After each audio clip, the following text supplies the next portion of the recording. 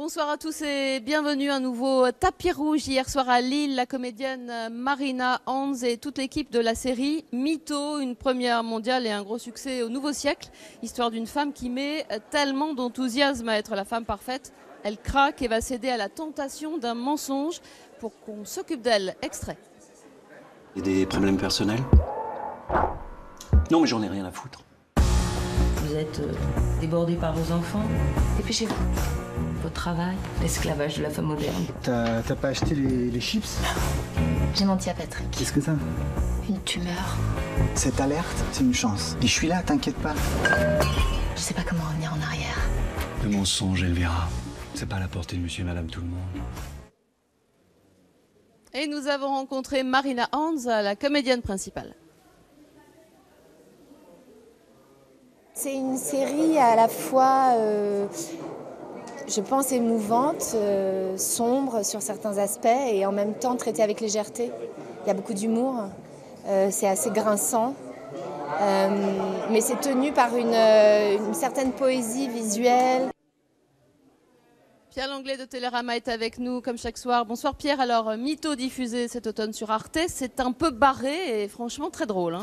Mais c'est ça qui est très réussi. D'ailleurs la salle hier rigolait extrêmement souvent, c'est que ça pourrait être une histoire dramatique. C'est quelqu'un qui va s'inventer un gros mensonge, on peut dire c'est lié à une maladie, et qui donc va se remettre au centre de sa famille parce qu'elle porte très très lourd ce qu'on appelle en ce moment la charge mentale. Elle fait absolument tout dans sa maison et grâce à ce mensonge, elle va être à nouveau aimée, si j'ose dire. Et non seulement la série est très forte pour en rire en appuyant sur les stéréotypes, sans tomber complètement dans la caricature, et en plus elle crée un monde qui est plein d'émotions, qui est quelque part pas loin de la fable ou du conte. On peut penser au monde des Desperate Housewives aussi, on est dans une banlieue comme ça, un petit peu lissée.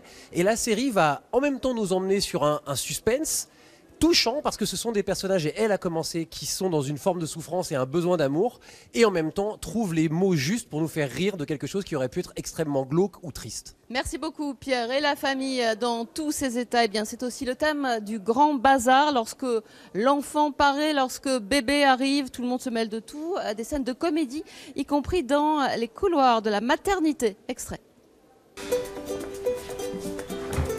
Je suis prête. Quoi? On y va. Non, on n'est pas... Je te viens, faut dans cet hôpital, d'accord? Je dépéris. Non, vraiment, je suis responsable de toi, c'est pas possible. Écoute, tu connais tout le monde ici, tu peux t'arranger. Mais écoute, en plus, il faut que je passe à la mairie pour déclarer le bébé, je peux pas tout faire. Mon amour, c'est génial, on y va ensemble. Samia. Samia.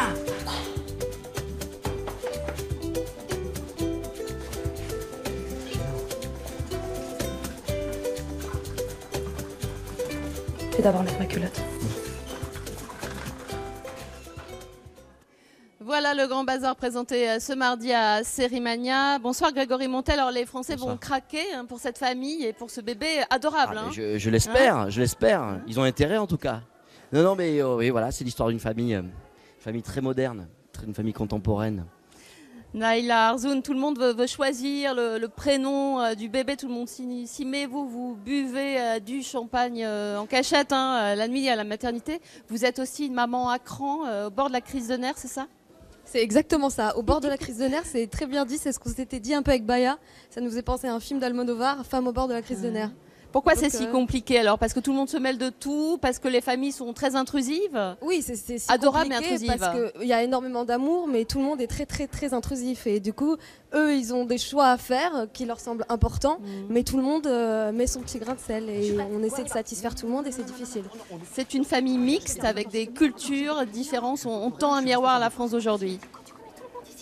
Oui, bah oui, alors carrément. On tend un miroir à la France d'aujourd'hui. Après, ce que je trouve très intéressant dans cette série, justement, c'est qu'à aucun moment c'est surligné, à aucun moment cette espèce de couple mixte, de famille aux cultures qui pourraient potentiellement être différentes. On a dépassé ça. Voilà, en fait, c'est là où Baya, Kasmi, Michel Leclerc sont, je trouve, assez forts. C'est qu'on n'en fait pas un sujet, on n'en fait pas un thème, on n'en fait pas quelque chose d'extrêmement important. On grossit pas le trait, c'est pas le sujet. Il y a une montée en généralité qui est intéressante où vraiment tout le monde peut s'identifier. Le sujet, c'est le bébé. Il faut gérer les familles, il faut gérer les ex aussi, c'est compliqué?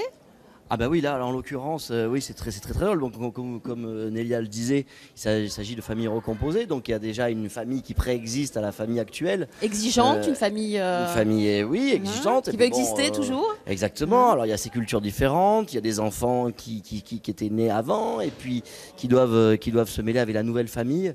Enfin, ce qui existe à peu près, je dirais, Très souvent, dans beaucoup de familles françaises. Ça change quoi justement de tourner avec des enfants? C'est jubilatoire pour vous? Alors oui, c'est très chouette de tourner avec des enfants. Surtout quand ce sont des enfants qui ont une vraie personnalité, qui ne sont pas des enfants stars, qui sont des enfants qui sont des enfants qui jouent un peu comme ils respirent. Alors ça, c'est la grande famille de la télé, hein. M6 pour le Grand Bazar, 10%, bien sûr, on vous connaît. Sur France 2, vous êtes un des visages de la série. Vous dites quoi? Merci Dominique Besnéard. Ah mais je dis tout le temps merci Dominique Besnéard, je suis voilà, c'est comme ça. Et toute l'équipe de 10% sera à Lille pour Cérémania jeudi. Hein. On sera présent bien sûr à vos côtés. Merci à tous les deux, on vous retrouve au printemps sur le petit écran. Merci infiniment d'être venus. Et France 2, c'est aussi une série que vous aimez, Les Petits Meurtres d'Agatha Christie. Rendez-vous ce soir au théâtre de Tourcoing à 20h pour un inédit et toute l'équipe sera présente. Et puis nous, demain, on vous dit tout sur la soirée lilloise du Thurman. À demain, merci.